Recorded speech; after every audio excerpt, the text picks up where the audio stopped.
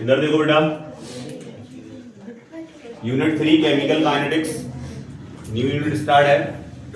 और chemical kinetics में हम थोड़ा सा पहले समझ लें कि केमिकल काइनेटिक्स होता क्या है। तो केमिकल काइनेटिक्स होता है, इसमें हम किसी भी रिएक्शन का रेट कैलकुलेट करते हैं। रेट मतलब समझ गए ना, वो रिएक्शन फास्ट हो रही है, स्लो हो रही है, मॉडरेट है, उसको देखते हैं कि कुछ रिएक्शन फास्ट होती हैं, कुछ स्लो होती हैं, कुछ मॉडरेट होती हैं। अब उनके लिए कुछ कैलकुलेशन करना पड़ता है, जैसे हमें रिएक्शन रेट कैलकुलेट करना पड़ता है। तो रिएक्शन रेट क्या होता है उसको थोड़ा सा समझ लें। तो यहां पर मान लें कि हमारे पास एक रिएक्टेंट है ए, क्लियर, और ये रिएक्टेंट कन्वर्ट हो रहा बी में, बिल्कुल हो रहा सर, ये रिएक्टेंट आपका बी में कन्वर्ट हो रहा, क्लियर। तो यहां पर मान लें इसकी इनिशियल कंसंट्रेशन है 100%, यहां पर आपका है। अभी यहां टाइम 0 है क्योंकि यूनिट स्टार्ट नहीं हुआ रिएक्शन, और यहां पर आपका प्रोडक्ट भी 0 होगा, क्लियर। आफ्टर टी टाइम, जैसे टी टाइम हुआ, थोड़ा सा समय बदला, मान ले यहां पर 20% डी बन गया, तो यहां पर क्या रह जाएगा 100 माइनस 20 मतलब 80। यहां पर 80% आपका रिएक्टेंट रह गया, और यहां पर आपका 20% बी बन गया, मतलब प्रोडक्ट फॉर्म होना स्टार्ट हो गया, क्लियर। यहां क्या चल रहा साइड में, टाइम, क्लियर। जैसे जैसे टाइम इंक्रीज होगा वैसे वैसे इसका कंसंट्रेशन घटेगा और इसका कंसंट्रेशन बढ़ेगा, क्लियर। एक समय ऐसा आएगा कि या तो इक्विलिब्रियम में आ जाएगा या फिर ये पूरा रिएक्टेंट प्रोडक्ट में कन्वर्ट हो जाएगा, क्लियर। तो यहां पर हम क्या देखते हैं कि हमारा टाइम चेंज हो रहा और साथ में कंसंट्रेशन चेंजेस हो रहा, क्लियर। तो यहां पर हम कह सकते हैं concentration changes upon time changes, इससे निकालते हैं हम रिएक्शन रेट। रिएक्शन रेट सबको समझ में आ गया। रिएक्शन रेट क्या होता है, change in concentration upon change in time, उससे अपन क्या निकालते हैं बेटा, रिएक्शन रेट। अब अलग अलग रिएक्शन के लिए रिएक्शन रेट, जैसे एक रिएक्टेंट है तो आप उससे निकाल सकते हो, लेकिन एक से ज्यादा रिएक्टेंट है तो आप उससे भी उसकी कंसंट्रेशन चेंजेस निकाल सकते हो। जैसे हमने कहा A plus B arrow C plus D, concentrated changes इससे भी निकाल सकते हैं, रिएक्टेंट से और प्रोडक्ट से भी निकाल सकते हैं। तो क्या होगा, रिएक्शन रेट इक्वल ए का कंसंट्रेशन चेंजेस, ये चेंजेस के लिए लगा, अपॉन डेल टी टाइम में चेंजेस, क्लियर। इसका कंसंट्रेशन घट रहा था, इसका कंसंट्रेशन बढ़ रहा था, ये माइनस में जाएगा, ये प्लस में, तुमने माइनस लगा दिया। इससे भी आप रिएक्शन रेट निकाल सकते हो। और किससे निकाल सकते हैं सर, बी के अकॉर्डिंग भी निकाल सकते हैं, तो हम यहां लिख सकते हैं del B upon del T, बिल्कुल सर। इसके बाद अपन सी से निकाल सकते हैं, लेकिन यहाँ प्लस आएगा, प्लस इसलिए आएगा कि इनका बढ़ रहा था इनका घट रहा था, तो यहाँ जाएगा del C upon del T, clear. ऐसे ही लास्ट में आ जाएगा plus del D upon that's all, clear.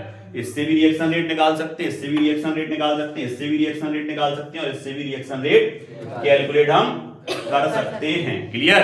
अब हम बात करें अगर ये रिएक्शन इस तरह का था 2a plus B 3c plus D, आ गया समझ में। तो यहां पर अगर अपन देखें तो नंबर मोल चेंज है, नंबर ऑफ मोल्स चेंज है। इसके कितने नंबर ऑफ मोल्स हैं 2, इसका कितना नंबर ऑफ मोल्स है 1, इसका नंबर ऑफ मोल्स कितना है 3, इसका नंबर ऑफ मोल्स कितना है 1, क्लियर।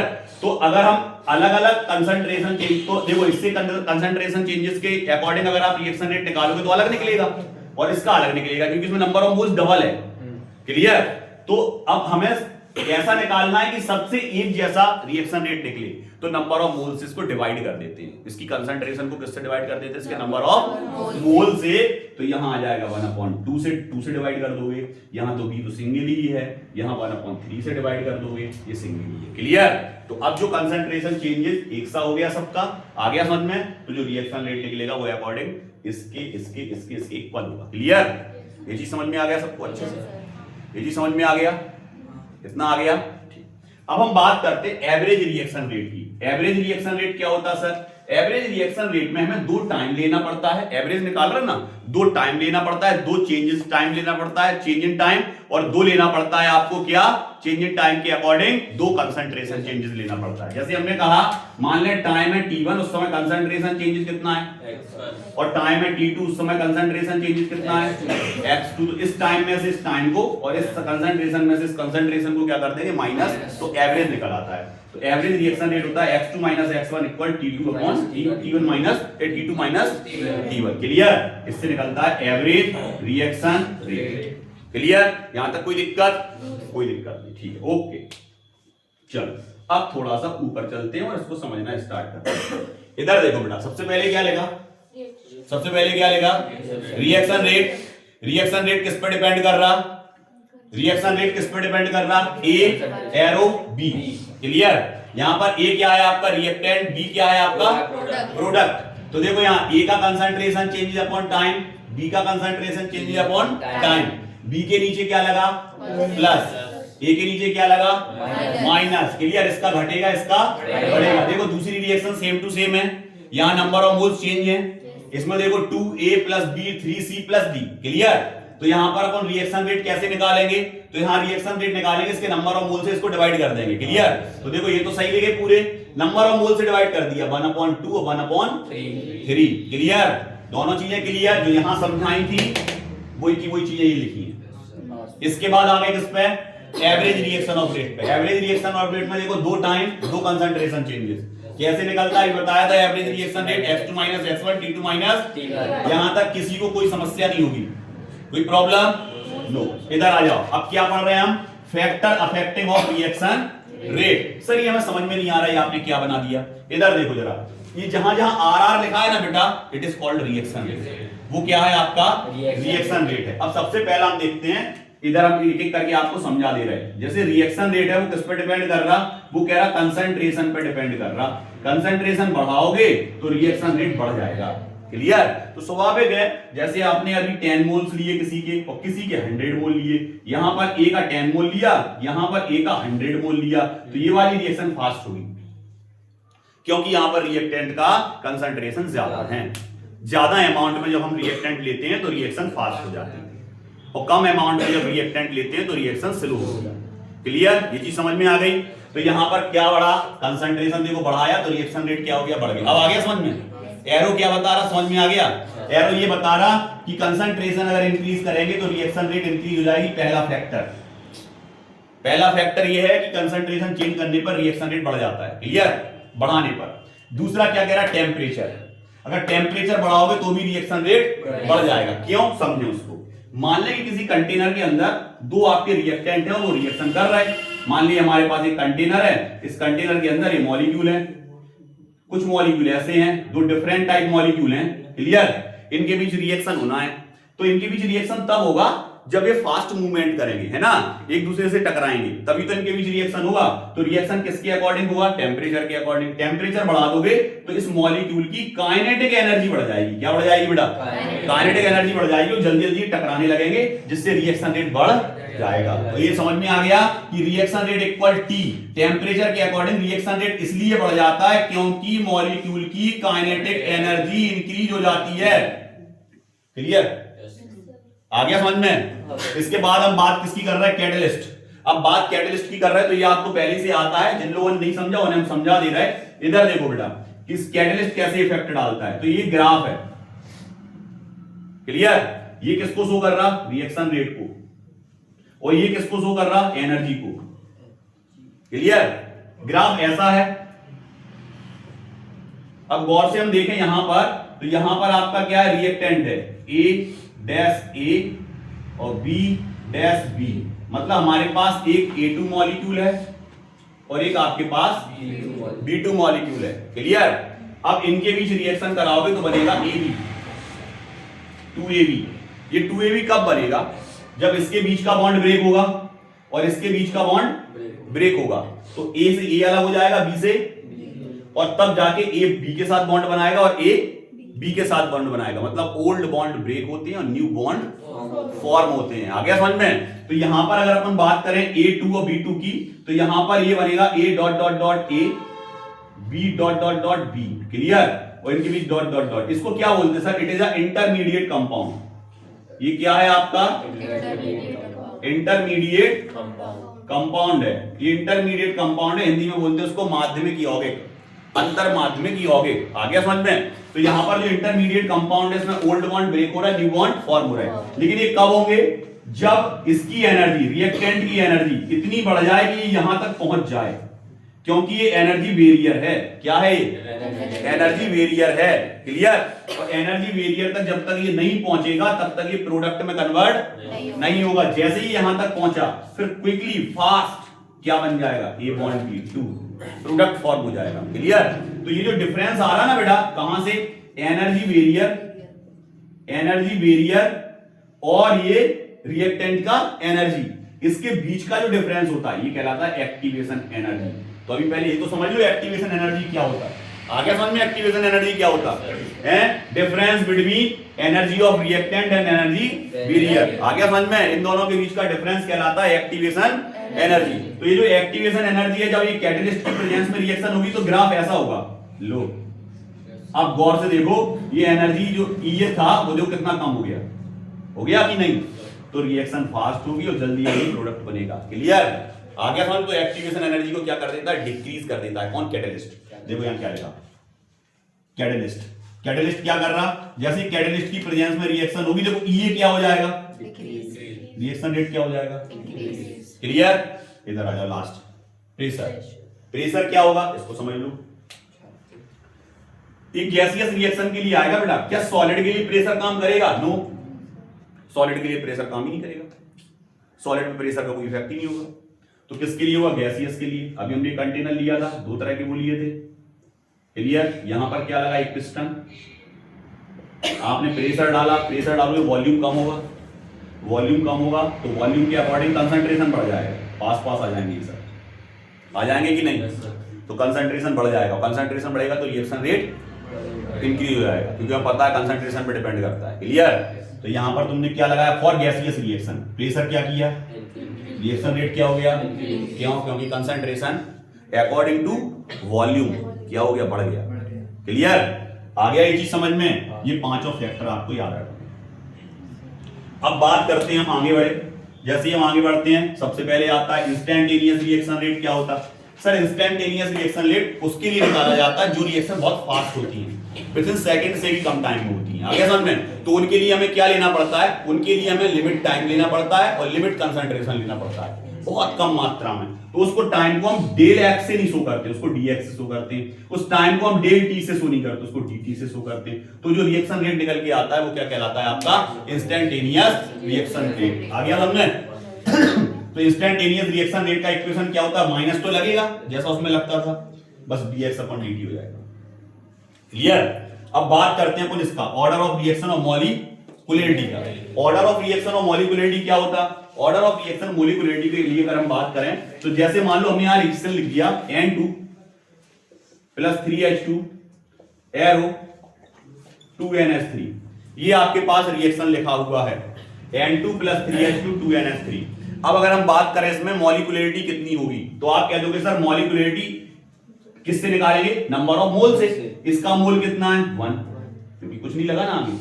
N2 अकेला है 1, इसके H2 के कितने मोल हैं? 3, तो इनको जोड़ दोगे 1 + 3 = 4। ये मॉलिक्यूलरिटी हो गया। क्या हो गया?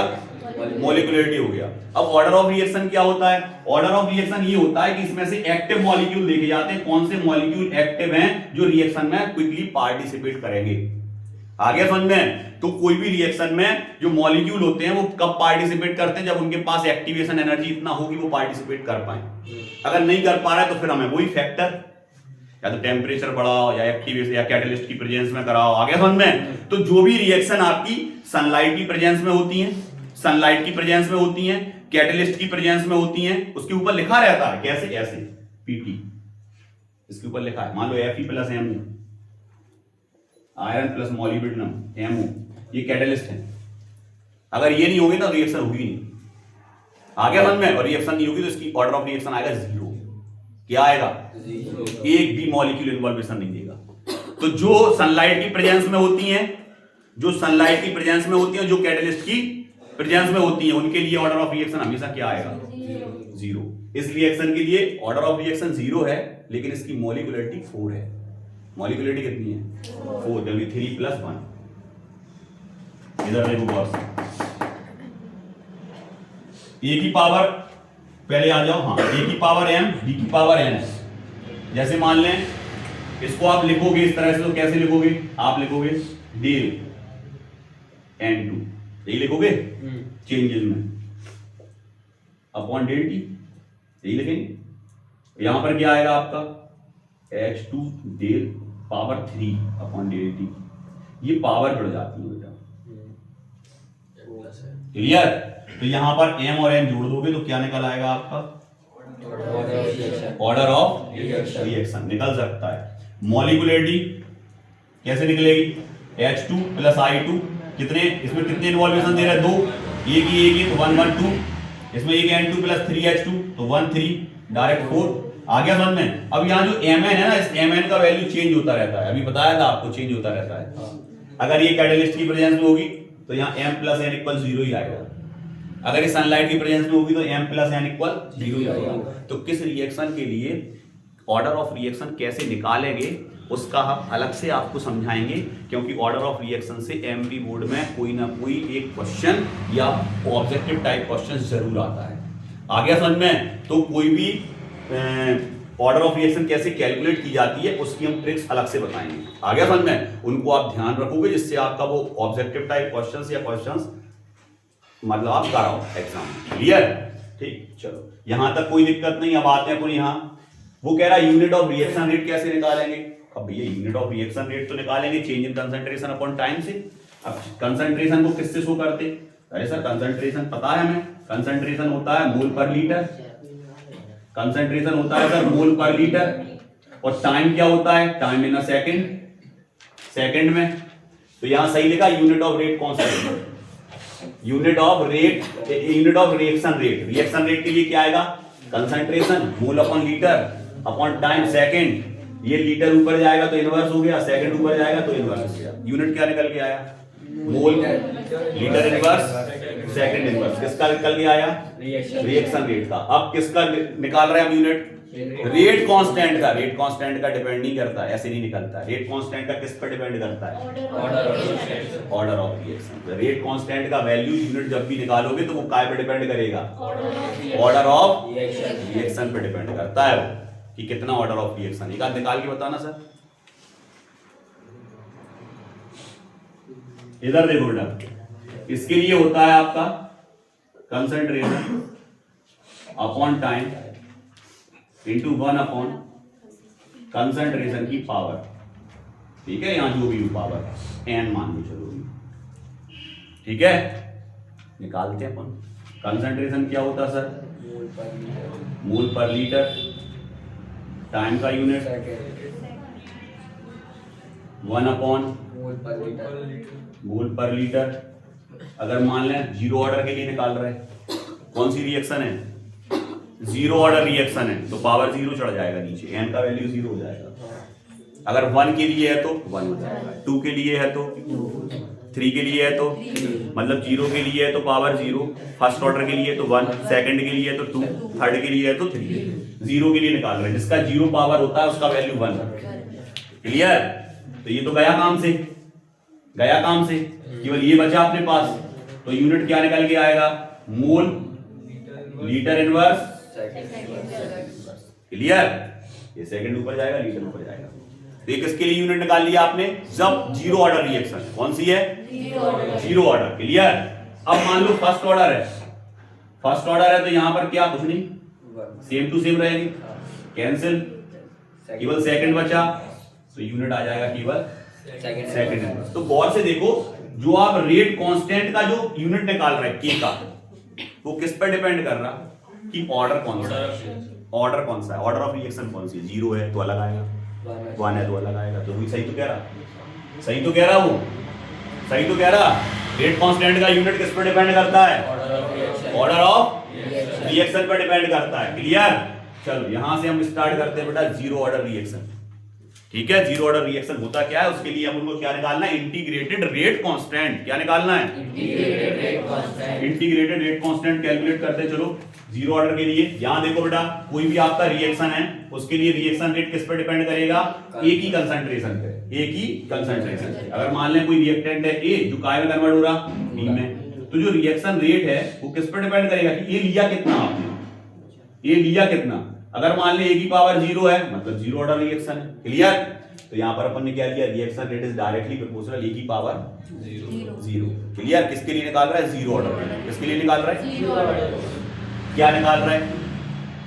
जीरो ऑर्डर के लिए क्या निकाल रहा है? Integrated rate constant. क्या निकाल रहा है?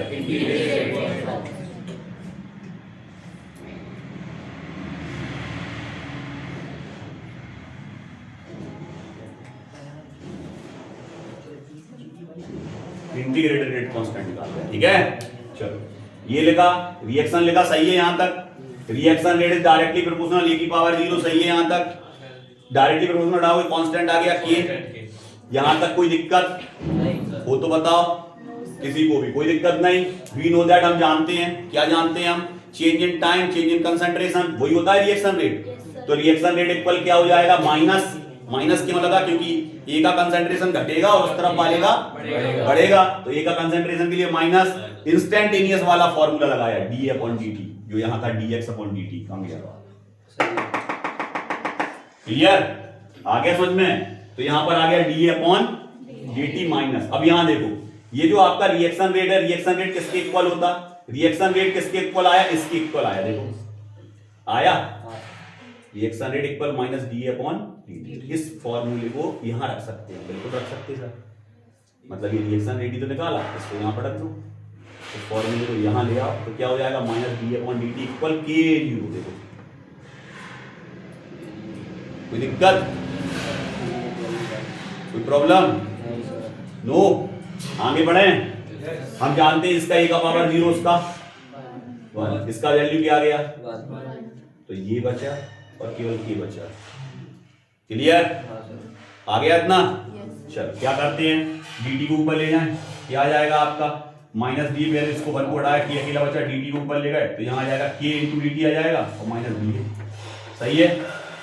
क्लियर, मल्टीप्लिकेशन कर दिया, गुणा कर दिया, मल्टीप्लिकेशन नेगेटिव साइन का मल्टीप्लिकेशन कर दिया और बोथ साइड दोनों तरफ आ गया समझ में। तो जैसे इसका दोनों तरफ माइनस गुणा होगा तो यहाँ माइनस प्लस और यहाँ माइनस आ जाएगा, तो माइनस आ गया, यहाँ माइनस प्लस में कन्वर्ट हो गया। क्लियर, दोनों तरफ माइनस। अब क्या करेंगे इसमें से ये करेंगे इंटीग्रेटेड ऑफ इक्वेशन 2, इंटीग्रेशन करेंगे किसका, इक्वेशन 2 का। जैसे इंटीग्रेशन करते हैं डी हट जाता है, क्या हट जाता है, और उसके स्थान पे इंटीग्रेटेड कांस्टेंट आ जाता है सी। क्लियर, तो यहाँ पर देखो डी हटा, केवल ए बचेगा, के टी बचेगा, प्लस में आ जाएगा सी।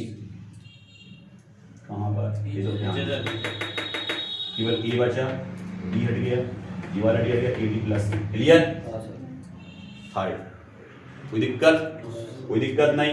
इसको कहां लाए, इस तरफ, अभी नहीं ले जाओ। यहां पर क्या कह रहा, where C is a integrated rate constant. C क्या है यहाँ पर, इंटीग्रेटेड रेट कांस्टेंट है। क्लियर, कोई दिक्कत नहीं। अब यहाँ पर बेटा जो आपका सी है, अगर हम यहाँ पर क्या कह रहा हो, व्हेन जब टी क्या होगा, 0, भैया जब टी 0 होगा तो ए का कंसंट्रेशन क्या चेंज होगा, नहीं, टाइम स्टार्ट नहीं हुआ, तो ए का कंसंट्रेशन चेंज 0 होगा। तो देखो टी 0 देन ए नॉट ये शो कर रहा कि इसका कंसंट्रेशन चेंज नहीं होगा, तो ए इक्वल ए नॉट। जब टी 0 मानोगे तो ए की जगह ए नॉट रखना पड़ेगा कि नहीं। तो देखो यहाँ टी को क्या मान लिया, 0, तो ए की जगह क्या रख दिया, ए नॉट। इसमें मल्टीप्लिकेशन होगा, खत्म काम, ए का मल्टीप्लिकेशन होगा माइनस के का, 0 में खत्म, सी बचा, तो ए नॉट और सी। क्लियर, इस सी का वैल्यू पुट कर सकते हो इक्वेशन 3 में, यहां पे कर सकते ही नहीं, तो यहां सी का वैल्यू रखोगे तो ए नॉट आ जाएगा, तो हो जाएगा a इक्वल माइनस के T plus A not. Clear, के टी को इस तरफ लाए प्लस का, ए इस तरफ लाए माइनस का, ए माइनस का हुआ, इसमें से देखो माइनस हो गया, ए नॉट में से माइनस हो गया, ये के टी इस तरफ आ गया, टी को नीचे लाए, it is a integrated rate constant for 0 order. और यहां तक आपको प्रूव्ड करने के लिए आता है, एमपी बोर्ड प्रूव्ड ज्यादा कराता है।